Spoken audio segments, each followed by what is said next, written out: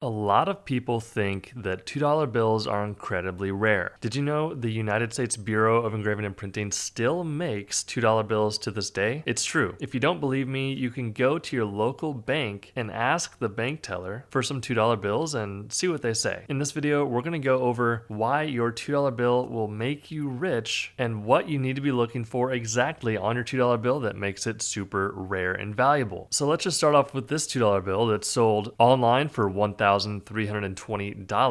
is a 1976 $2 bill. Now, like I was saying before, go to your local bank and ask them for $2 bills so you can search for banknotes just like this one. Now, a lot of what I'm going over in this video, not too many people know about, so pay close attention. First of all, understand that the condition and the grade of your bill is very, very important. With that said, do not fold or damage your bill in any way because a single fold in your bill will decrease its value significantly.